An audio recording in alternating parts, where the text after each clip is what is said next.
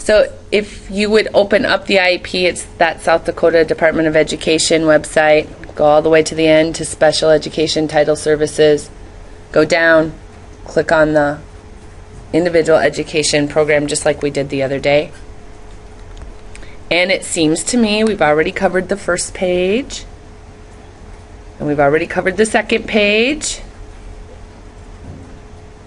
And we've already covered the third page. And we covered page 4A. Remember, that is high school transition. And we talked a little bit about page 4B, which is still high school transition. Those were the activities. And we stopped right at page 5, which are our educational goals and objectives. This is where we make goals and objectives for any area that the student needs improvement. How will we know what the areas are that the student needs improvement in? From the test. And also, what page on this IEP will we find it?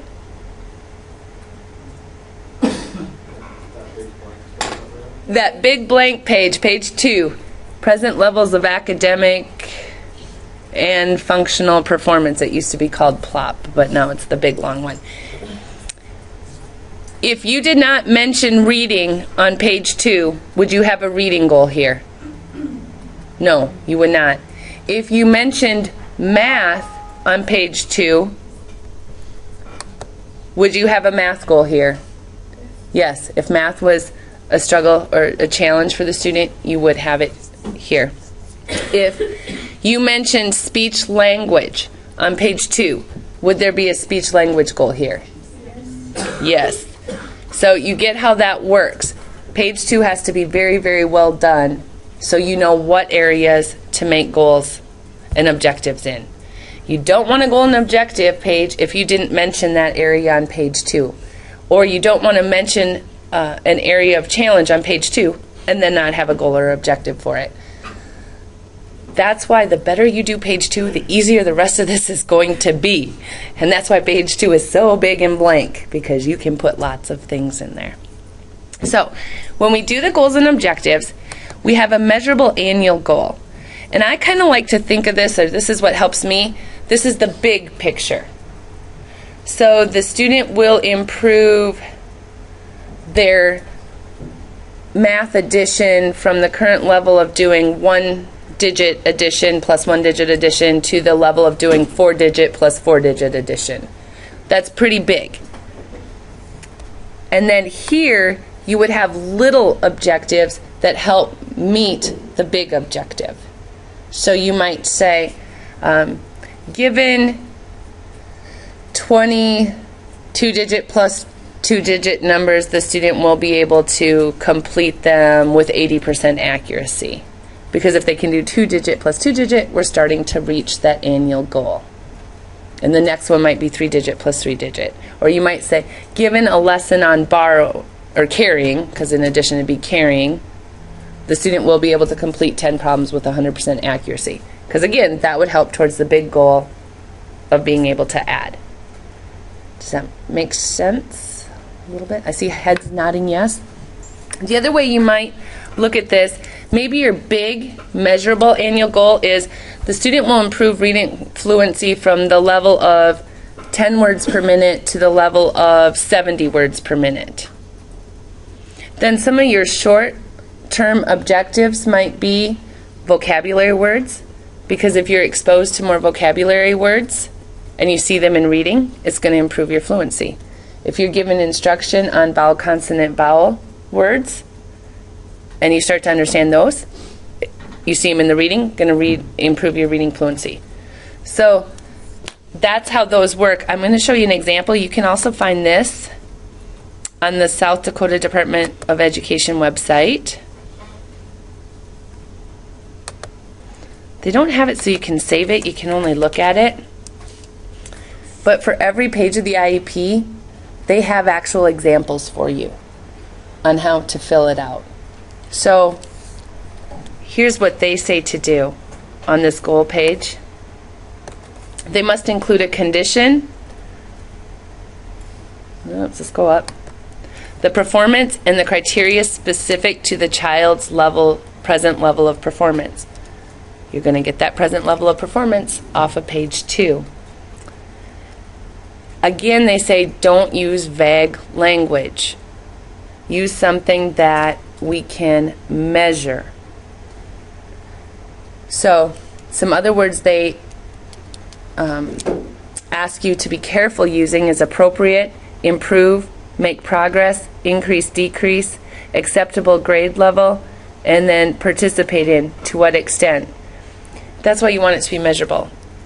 So you might say the student will improve their math skills from the level of adding 1 digit plus 1 digit to the level of doing 4 digit plus 4 digit, because now we know where we're starting and where we're going. Be very specific once again. So use your condition, the performance, the criteria when you do goals. This should be the same thing on your lesson plans.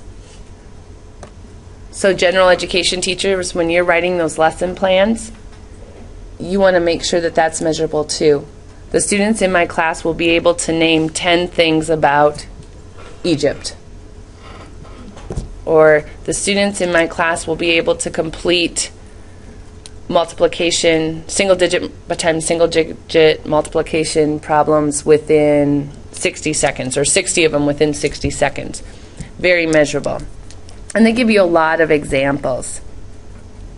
So, when given 10 numbers of words, the student will say the initial, middle, and ending sounds with 80% accuracy in 10 consecutive trials. So those are some really good. Pull these up when you're writing your lesson plans and use this format, because you can't go wrong when you use it. Make sure it's very. Don't use the word understand in your lesson plan objectives. I see that so often, and you can't measure understand. Students will understand the political parties in Africa. How do you know they understand? So instead, say students will be able to name the political parties in Africa and write 5 facts about each political party. Now you can measure that. So don't use the word understand either. That's the main part of your goals and objectives page. And again, if your present levels are done well, you'll very easily be able to write your goals and objectives, and then you'll be very easily able to instruct the student, because if you're working on adding math, you know exactly what to concentrate and focus on as a teacher. So we'll go back here to the IEP form.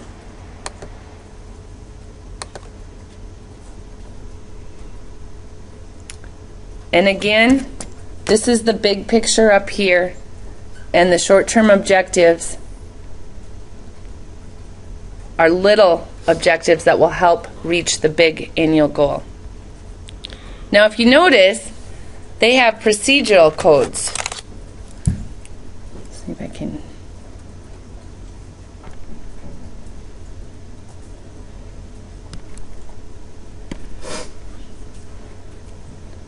Right here. Let's see if this will work. Right here's for procedural codes. Here's a date. Here's how the progress is going, and here's for any teacher comments. Do you also notice up here we have the person responsible? So if this is adaptive PE things, the adaptive PE teacher's name is going to go there. If this is academics, it could be the special education teacher's name is going there. Possibly the general education teacher's name is going to go there. Speech language professional's name is going to go there. So we have to know who's responsible for fulfilling these goals. What do they mean by procedural codes, date, and progress? They have a little checklist right down here at the bottom of your page. How are you going to measure if the student is making progress towards that objective? And you can put a number in there, 1 through 10. Are you going to use teacher-made tests? Are you going to use observations, weekly tests, unit tests, conferences? So how are you going to measure that the student's actually making progress? And you have to actually put a number in there saying how you're going to measure that. The progress code is when you start looking at the data you're taking from whatever procedure you're using. Is progress being made, or are we not making progress? Is this not addressed? This reporting period, maybe you haven't gotten, you're still working on the 2-digit plus 2-digit, you haven't gotten to the 4-digit plus 4-digit yet. So you're not able to report on that because you're still back a ways. That's when you would use that X. Or maybe they met the goal, which is what we all hope. And then you can put the M. And then you would put that date. You also have to tell, how are you going to report to parents? How often are we required to report to parents how they're doing on the IEP? We have to have that big meeting once a year, but we're required to report to parents as often as we report to parents of general education students. How often is that typically? 4 times a year. Most schools send out report cards like quarterly. Is that what most of your schools did? So then we have to send out a progress report on the IEP quarterly, just like we do with the report cards. And so that's when you're going to go through, fill out your progress codes there and say, here's where we're at with these goals and objectives. This is the other big part of the goals page, is any accommodations and modifications or supplementary aids and services that need to be used to help them reach that goal. Are we going to let the student use a calculator? That depends on the student, depends on what the team decides. Then let's just pretend we are in this case. Student will use a calculator for all addition problems. Frequency, all math classes. The location, general education classrooms, when it begins, the duration. So that's where special education teachers really need to know what you're doing in the general education classroom. And general education teachers, you need to be a part of this. Because let's just pretend you have an essay question exam at the end of every history chapter. And this student has a writing, challenges with writing. Then you're going to want to be a part of, are you going to let them use the computer with spell check for those essays? Are you going to let them tell somebody and that person writes down what they're saying? Let's just pretend it was only in history class that was going to happen, and pretend we now have a writing goal up here, not a math goal up above. Then you would put student will type all written work on the computer. Frequency, essay questions. Location, history class. When it would begin, when it would end. Teachers, if it's on this page, which I don't know why my page is dull like that, you need to follow it. If it says the student will leave algebra to take exams in a quiet environment in the resource room, then you need to make sure the student does that. So whatever it says on this page is what you need to follow as a general education teacher. It's one of the first things I'd look at when I'm handed IEPs of the students in my classes. So you kind of know what types of modifications does a student need.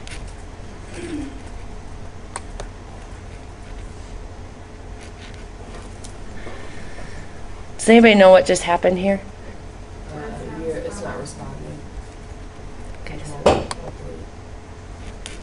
First thing we're going to do here is pause.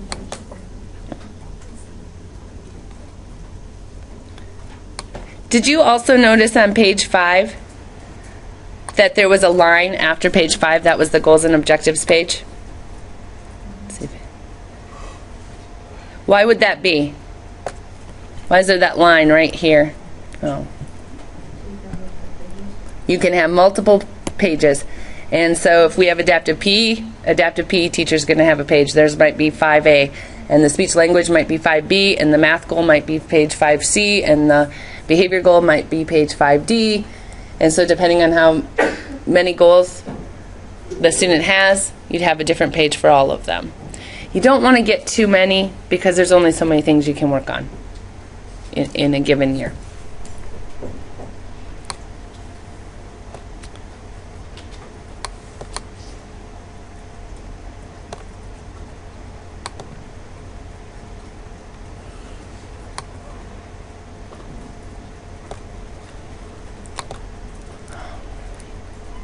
We'll get to page 6.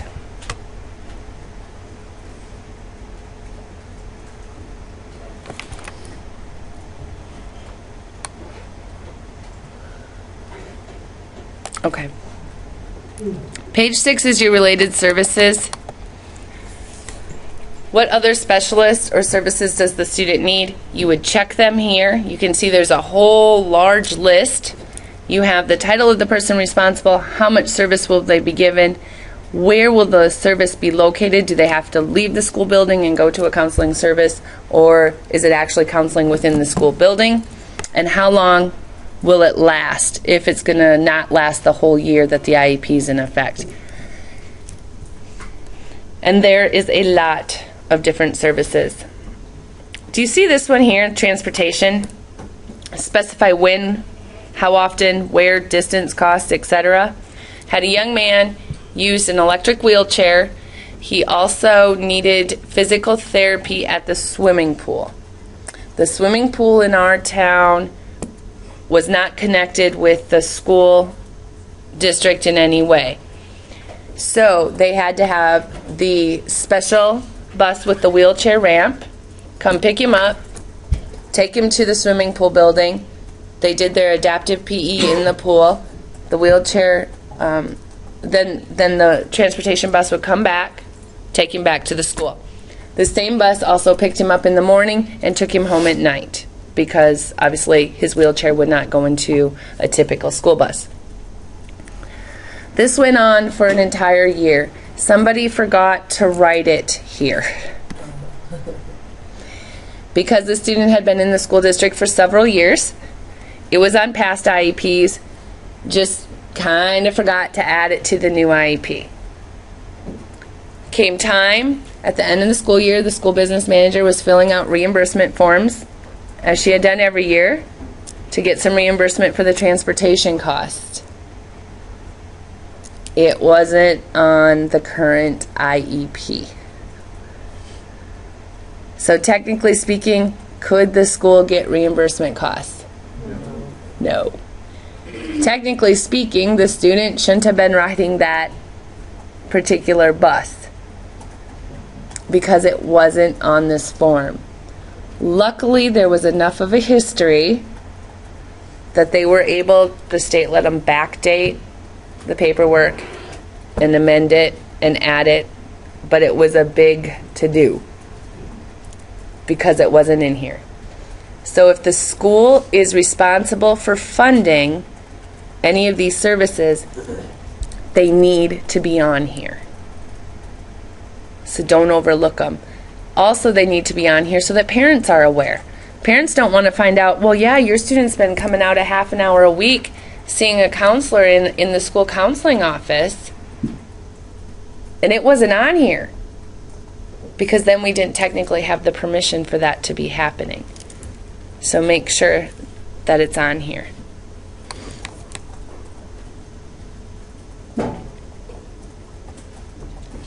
If it's on here, schools are responsible to help with those services. And here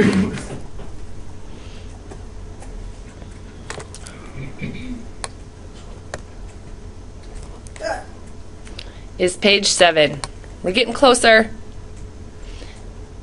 This is where we once again address the state and district assessments and any accommodations the student needs. So we have to check box 1 or box 2. The student will take the assessment without accommodations, or the student will take the assessment with accommodations. What's the difference between modifications and accommodations? Modifications actually change the test itself, or accommodations just change how the student takes the test. Exactly. Modifications change the test itself, where accommodations just change the way the student takes it. And modifications might change the rigor of the test as well. So it might not be as difficult. That's the big difference there. And you have to check that box. It's important to check that box early because we have to alert states several months in advance if a student needs an accommodation. Some accommodations that you might think of is if a student needs the test in Braille. That would be an accommodation. Doesn't change the test, changes the way the student takes the test. Maybe a student needs it in shorter segments. Do you all remember those tests where you had to break open the seal? Or I guess a lot of them are on the computer now, aren't they? And then you had to finish that whole section before you could take a break. Well, for students who maybe need it in smaller chunks, they can actually make it so they answer 10 questions. Then there's a break. Then they answer 10 more questions. Then they get another break type thing. Doesn't change the test. It just gives them more breaks in between. So that could be an example of accommodation. Then you have to actually list exactly what those accommodations will be for each test for the student.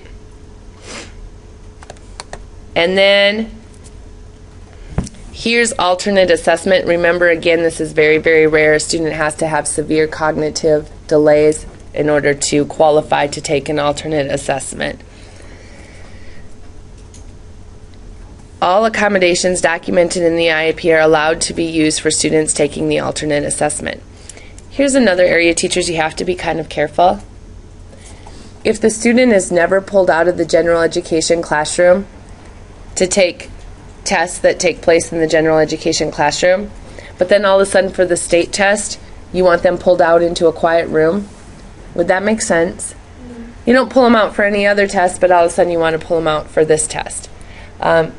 If the student isn't given more breaks during typical tests, would it make sense that they all of a sudden need one for the state test?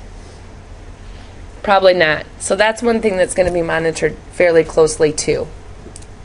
For the alternate assessment, do they have to submit that to have it kind of approved for it to be considered an alternate, or do they just have to make one of their own? There's a lot of forms that go with it, what the alternate assessment would be. I'm really not sure what the process is right now because it seems like it's changed all the time. My understanding is that it will be something related to the IEP, would be the alternate assessment, and that there has to be proof of how the student has grown in that area. So it really depends on the area. Task analysis are great to use. There just has to be strong documentation of some sort, but it's going to vary so much depending on the student. And I would guess, yes, that there has to be some kind of approval. Also, my understanding is that if a student takes an alternate assessment, they are automatically, for the most part, except for 1% of students, considered non-proficient for the school district. So if a student's taking an alternate assessment and it's more than 1% of the class, and even though they might be gaining in what we asked is their alternate assessment, they're still considered non-proficient for the school district, is my understanding of how that works. Because what they didn't want to happen was a lot of schools saying, well, we should be able to get him alternate assessment, we should be able to get her alternate assessment, we should be able to get this group over here alternate assessment, and then it's going to look like all of our students are proficient, when in reality they're not taking the actual standardized test. So 1% of a class can be considered proficient on the alternate assessment unless they've changed it again. And you can see how fast these things change. I mean, they've updated something in July, they updated something in August. It changes very fast. I have a question. Yep. Maybe another question. Do special education classes take state tests then? Do special education? Yes. You mean the students in K-12? Yes. They take the same test that the... How is that fair? I That doesn't make sense. Does it? Well, they're saying that no child should be left behind, and they mean no child, and so they want every child to be able to accomplish those things that they've deemed important on the state test. But what if they're not possible? Then you would do this alternate assessment, but remember you can only do an alternate assessment with those with severe cognitive delays. So, give an example. Somebody with severe cognitive delays means that they have an impairment that's so severe that they couldn't function taking that standardized test. So what about like kids with autism? It would be an individual decision by the team if that student's able to take the state test or not take the state test. Some students with autism will do awesome on the standardized test. Other students might not do so well, or maybe they're not able to do it for some reason. But it's going to be a team decision. But by and large, they have to take the same test. Are team decisions majority rules, or do they have to be unanimous? Majority rules typically, but there's a spot where if you disagree, that they ask, you're allowed to disagree. So say the majority says, no, we think the least restrictive environment is in the general education classroom, but there's a few teachers that say, you know, I really am opposed to that. I think we need some pull-out time to the resource room. Then you would write that. There's an actual place where you would say, you check, I disagree with the least restrictive environment that the team decided on, and the reason I disagree is because whatever reason. So you can disagree, but they'll usually go by majority rules. And typically, parents have a pretty big influence on that. The schools try to work with the parents. So if the parents are the ones that disagree, that'd be a bigger issue than if just one of the other teachers did? Generally speaking, yes. If the parents disagreed, and they were the ones that disagreed and the school still placed them in another area, the parents have South Dakota advocacy, or in every state has something similar to South Dakota advocacy. They might request mediation, and then, you know, if the parents aren't happy, And then that whole thing would end up on the website about being compliant or not compliant? it could, yes. If the parents are not happy, it could go all the way to being compliant or not compliant. How far the parents want to push it. And this is probably as good a time as any to bring up a least restrictive environment scenario that I experienced to a certain extent. Did I tell you that one already? The young man who was typically developing till about the age of 3. Did I share that with you? And then about the age of 3, he was starting to act differently, and his parents took him in. Long and short of it, he was diagnosed with something that was going to continue to get worse, like a degenerative disease. And so he started to regress in the skills that he had. We'll move up to 4th grade now. By the time he was in 4th grade, he needed assistance walking, and they had like a gait belt on him, a belt around his waist that you would help to support him and walk with him. He was having more difficulty with fine motor skills, so holding silverware, holding pencils, holding color crayons. He had pretty much become nonverbal. He would still make sounds and those type of indications, but he had pretty much lost his ability to speak. He was still doing really well, grasping larger objects. You could put Velcro on things like gloves, use like felt gloves and then put Velcro on objects, and that would really help him pick up or manipulate those type of objects. The school district said, we have better equipment at another building within our district, the high school building.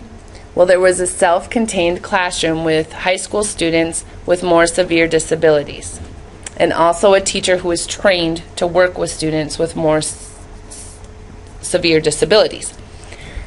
The parents said, we don't want him pulled out of the elementary school. We want him here around peers his own age.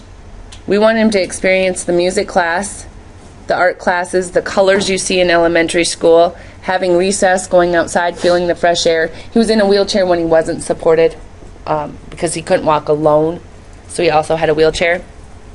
And we just plain want him around his own age group because there's more laughter, there's more smiles, there's more stuff going on.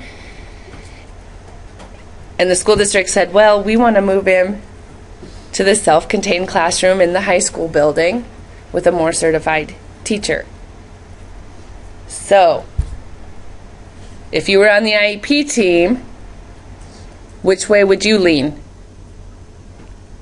Would you be able to say, like, leave them in the elementary school for like a couple more years, let them have that experience, and then, like, say once he gets to like middle school or whatever, then, you know, move them over to the high school where he's better suited? You could say that. Remember, we do these every year, so you're really just dealing with that year. And then it would be leave them in the... So you would say leave him in the elementary school. How many of you would say leave him in the elementary school? The majority of you. How many of you think, hey, if there's a certified teacher, there's better equipment in that other building, let's move him to that self-contained classroom? Nobody. Usually there's a few. Okay, yeah, usually there's a few. So what are some benefits of that? The child would have more opportunity, you know, to be able to do the things that he can't do in the other classroom. Okay. Give him more of a sense of accomplishment, I guess. So he didn't really have the motor skills to pick up, but it's more obvious and then it's more equipped and probably more appropriate for him. So the room would have better equipment that he can manipulate more, work with him. Yeah. This particular situation never got as far as quarter mediation. The school actually backed down quite a bit. The parents compromised quite a bit because, you know, in small communities, it's not like parents are out to sue their school district. It's just an icky situation for everybody. So what was decided is the majority of his time he was still in the elementary school, but he did ride a bus over to the high school self-contained classroom a couple of hours a week, like a couple days. He'd go over there for like an hour, hour and a half, and do some of those things. I speculate, and of course I'll never know for sure what a court would have ruled. I'm guessing that the court would have ruled in favor of the parents because of least restrictive environment and zero reject. Schools cannot not serve a student. They're responsible to provide the right care, right down to nursing. We learned through the Tatro case and the Garrett case. So I don't know. But then again, you get the appropriate in there. The school was offering services that could be deemed appropriate, but it wasn't in the least restrictive environment. I don't know what the courts would have done had it gone that far. But those are some situations you'll face in the area of least restrictive environment. Not that often, but you know they do come up. Emotional behavior disturbances, they come up quite often. Self-contained classroom versus 24-hour residential facility versus general education classroom, and those are some big decisions. You know, removing a student from the school and putting them in a self-contained area or a different place. And we'll talk more about that during our emotional behavioral chapter 2. I'm going to stop because this page is extremely important, and because you guys are so excited about this IEP, it's probably good for a break here. And I need to move around. All right, so we're on page 8 of the IEP, which is the least restrictive environment, and the whole page deals with least restrictive environment. If we back up and we go to the South Dakota Department of Education website, which is where we've been, they don't have this in Word document, they have it in PDF and you have to go back. But it's that IEP page that I've been taking you to where we found the form. And then it's justification statements right here. It tells you everything you need to know to fill out the least restrictive environment page on the IEP. Here's what has to be on there. An explanation of the extent, if any, to which the child will not participate with non-disabled children in the regular classroom in the activities described in paragraph of this section. The IEP team must provide a written justification regarding their decision to place a student in any setting outside the regular classroom. So in other words, if the IEP team says, hey, we think the student is best served in the resource room, or we think the student is best served in a separate classroom other than the general education classroom, then we have to have a strong justification explaining why that is benefiting the student. We can't just place them there without having this written statement. Removal from the regular education classroom shall occur when the nature or severity of the child's needs is such that education in regular classes with the use of supplementary aids and services cannot be achieved satisfactorily. And then, as you can see, they're going to have us use this accept, reject format. So let's go back to our IEP. I have a question. Good. Where was that at? I know about the website, but Where was that page found? I'll go back to the website. oh, never mind. I can show you. That's fine, because others might have the same question. Right here, you have to go back because it's not a Word document. And it's called the justification statements. It would be ideal if they would title it Least Restrictive Environment page, but they don't. They call it justification statements. But it's all the directions for filling out the Least Restrictive Environment page of the IEP. So let's go back to page 8 of our IEP, Least Restrictive Environment. The first thing we have to do is look at the continuum of placement options up here in the corner. And you can see that there is the general education classroom with modifications, 80 to 100%, the resource room, self-contained classroom, separate day school, residential facility, home hospital. We have to decide as a team which one of those is going to be the most appropriate for the student with the intentions of keeping them with their general education peers to the maximum extent appropriate.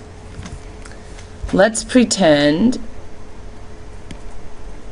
that we are going to put somebody in a self-contained classroom. Well, number one, if you're going to put somebody in a self-contained classroom, remember page 2 where we write everything in the present levels? There better be some really good information in there showing that this student needs to be in a self-contained classroom. If we're saying, hey, they're trying really hard, they've shown improvement in math and reading, their behavior is very acceptable, there's no medical needs, and then we come back here and we put them in a self-contained classroom, is that going to make sense?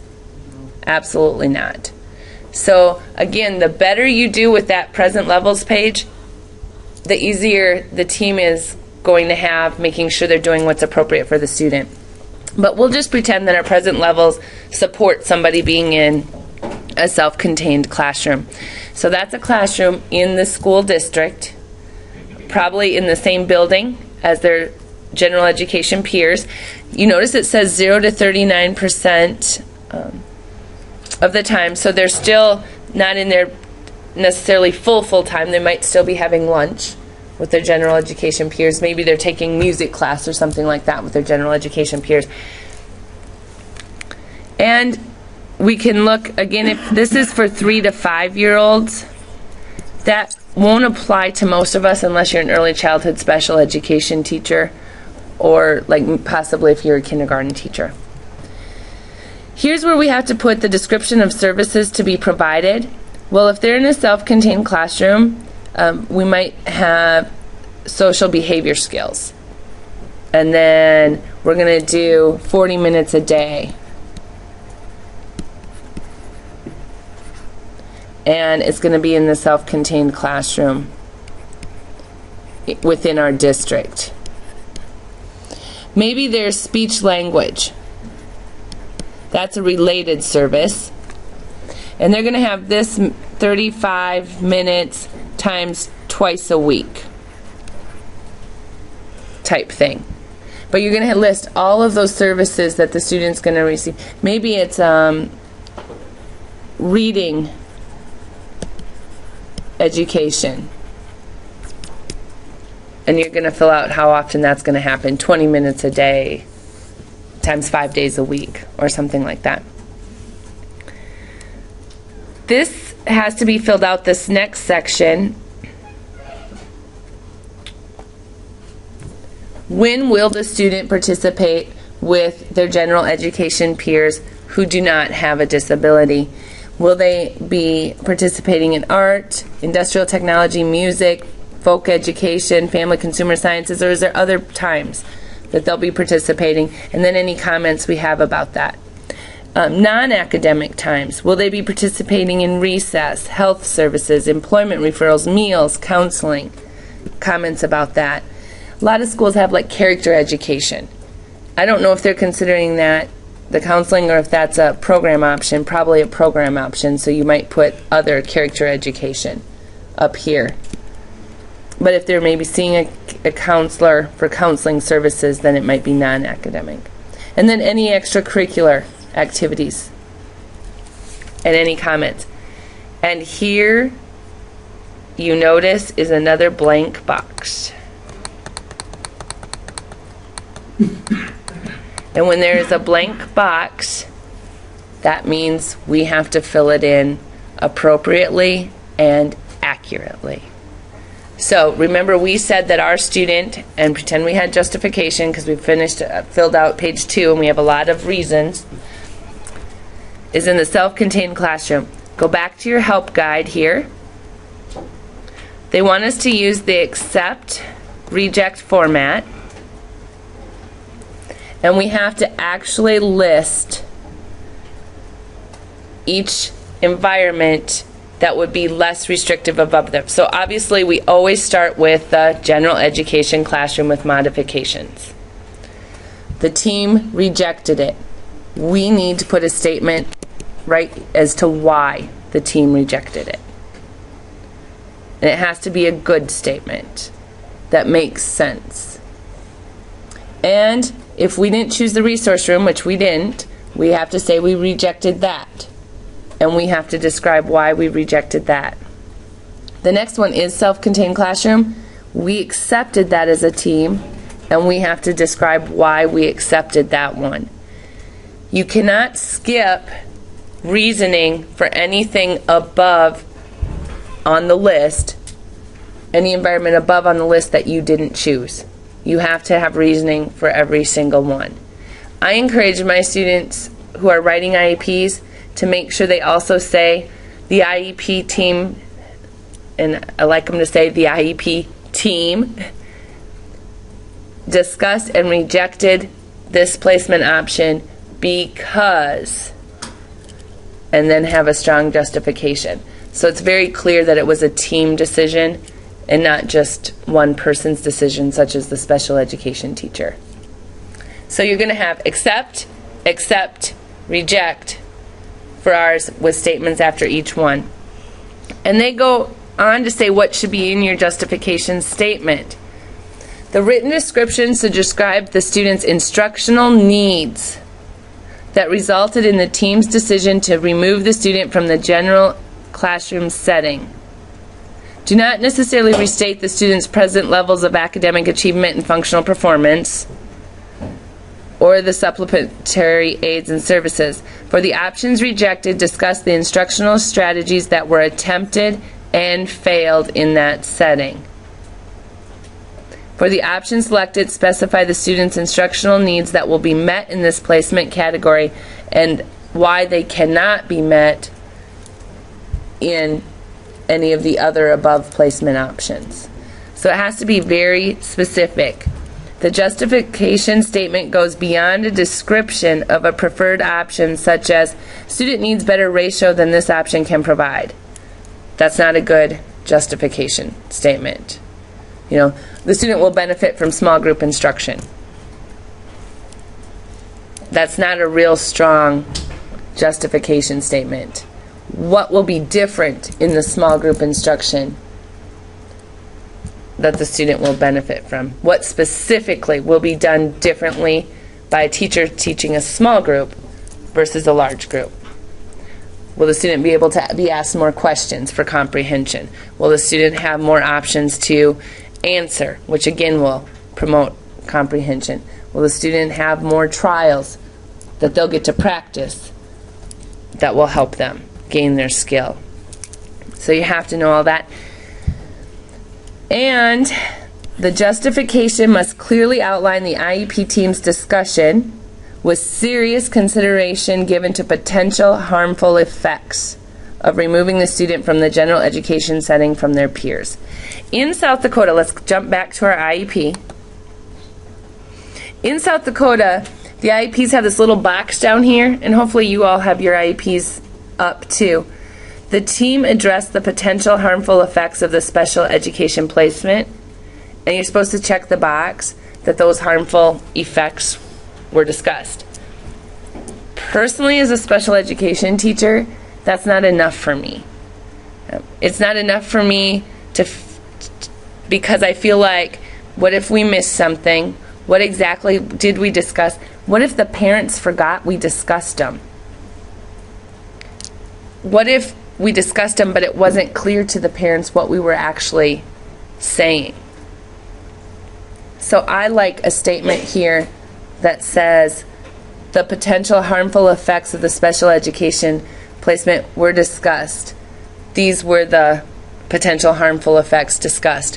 1, if the student is pulled out every day for math, they will not be in the classroom for math instruction and may be getting a different curriculum.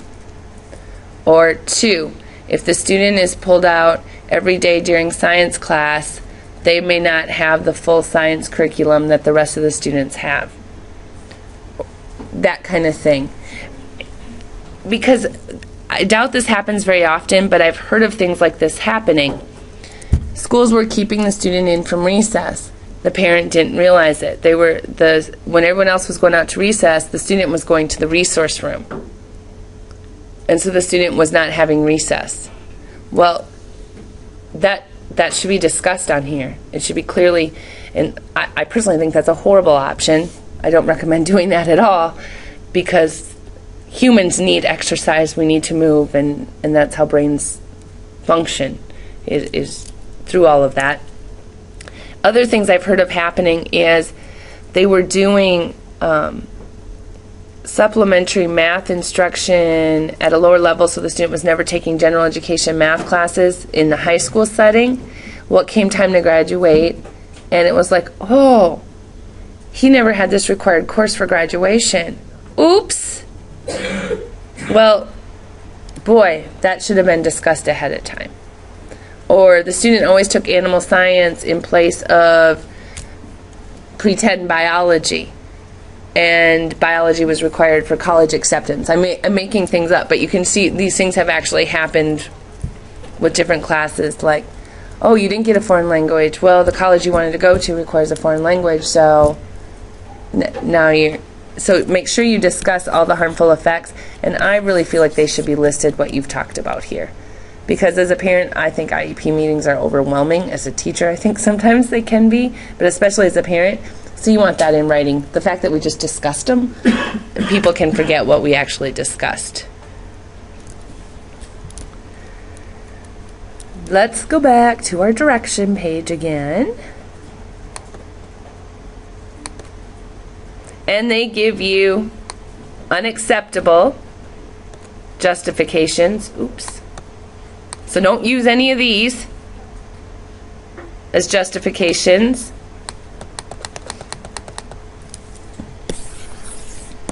Like this, decisions based on availability of space. Don't use that. Or the classroom wasn't big enough. Or the student will have more. That's terrible. Terrible justification. Based on availability of related services.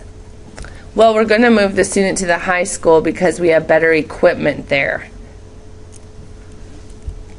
The teacher's more qualified, that kind of thing. Because remember, schools are required to provide what services a student needs. Decision identical to all other students in that placement. What the monitoring team who comes and monitors the IEPs every year doesn't want to see is that every IEP is basically a cut and paste of the last one. The student the team discussed this decision, and this was rejected because whatever reason, and then it's the same thing on every IEP after that. The monitors don't want to see that. They want to make sure this is individualized, really talked about. Never should be because of administrative convenience. Should never be based on the disability category. Well, the student has autism, therefore all students with autism are served in the self-contained classroom. Don't say that, because children with autism are each individuals and each learn differently.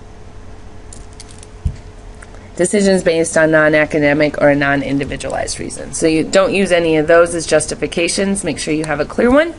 And then look, they give us examples. If we can stop. They give us all types of examples here. And the list of examples goes on and on. So that's very helpful. That's your least restrictive environment page of the IEP, page 8. Jump back to our IEP. And here's page 9, the last page of the IEP. Yoo-hoo! We're almost done. This page is really exciting because it is only required for students who show that they may regress or go backward on a skill they have already learned. Then, if we have good documentation and proof that the student will regress in a skill, they may qualify for extended school year. Do you see that this isn't called summer school? How many of you have heard of summer school? The two get confused sometimes. The technical term when we're dealing with special education is extended school year. And only students who will regress in something they already learned can typically apply for extended school year. So they're either needed or not needed, or we're going to determine at a later date. And then we write the date there. What goals will we be working on? What services will they have? When will they begin? When will they end? How many minutes per week? And what is it based on? And you can see down here the two little stars, regression, recoupment, emerging skills, or maintenance of critical life skills. What they don't want us necessarily doing is using extended school year to teach new skills. They want us to use extended school year to maintain the skills the student already knows. An extended school year can look really different for everyone and from district to district.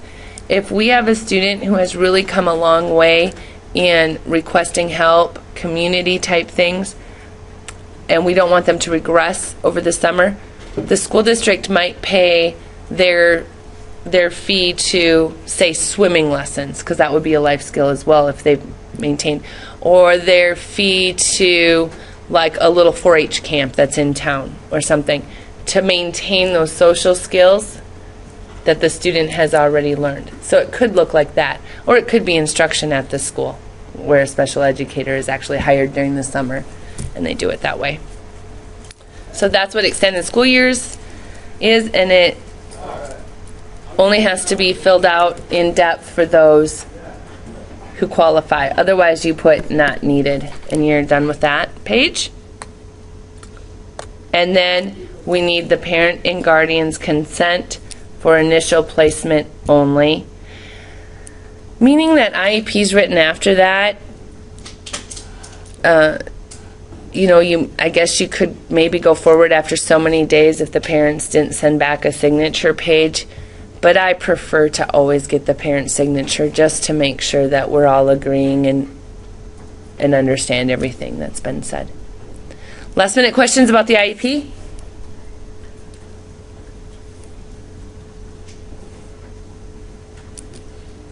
Clear as mud? Feel ready to dive in and write one? Oh, yes, you do. It's going to be fun. All right, let me turn this off and